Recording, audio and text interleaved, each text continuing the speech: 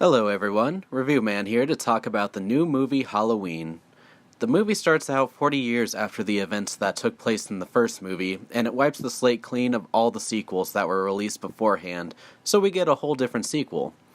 Which isn't all that bad, especially seeing the sequels of ones such as H2O, Curse of Michael Myers, and Resurrection.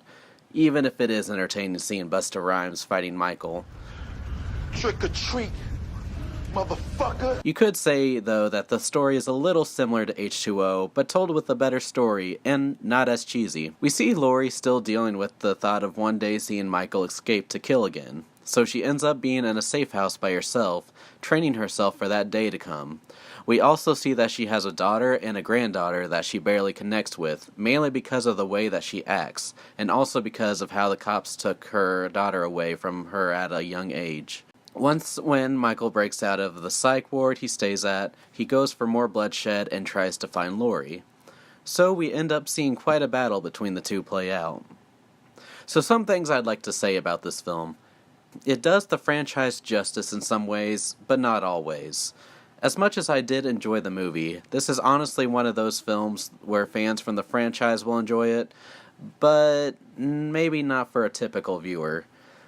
Like the other sequels from the Halloween franchise, they rely heavily on storytelling for Michael, but this time the story focuses heavily on Laurie and her family.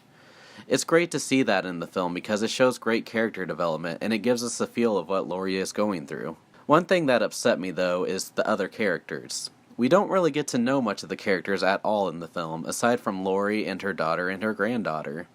Sure, we see the granddaughter's friends and the daughter's husband, which is quite the comic relief, but most of the characters just feel too blended and to care about, and even when we see the characters develop a little more, they either disappear from the movie or get killed off. That kind of annoyed me in a way. Another thing was the timing of the movie. For a movie that was almost 2 hours long, it felt like it went so fast from one scene to the next. I'm not saying that's exactly bad, but some scenes just feel shorter than others, and some scenes that shown through the movie I felt didn't need to be in it, or it just felt too irrelevant, especially for certain characters in a certain spotlight for a minute. Which brings us to Michael's doctor. No, not Dr. Loomis, sadly. We actually see he has a different doctor since Loomis ends up passing away. Also, huge respects to actor Donald Pleasence. We wish we could have saw you in this again, Doc. But the doctor in this played no relevance whatsoever in the scenes that he was in. If anything, he just annoyed the living shit out of me. He was no Dr. Loomis, that is for sure. Another thing I would like to share is the references and Easter eggs throughout the movie. I'm sure there were some that I missed, which gives me another good reason to see it again, but the movie consisted of some references from other Halloween movies, such as the sandwich making woman and how Michael got his knife from Halloween 2, the mask that Shamrock makes in Halloween 3, how Michael gets his outfits from a gas station from Halloween 4, and even the ghost sheet from the first Halloween. That's only a few references that I love seeing in the film, so imagine seeing more of them. Another thing I liked was that they didn't make Michael Myers invincible. The sequels, or mini slashers in general, always have the killer be able to withstand anything, and it can make the movie not all that scary. The first Halloween was a treat, no pun intended, because of how real it felt at times, due to Michael Myers just being an ordinary stranger that kills. The more real it felt, the scarier in my opinion.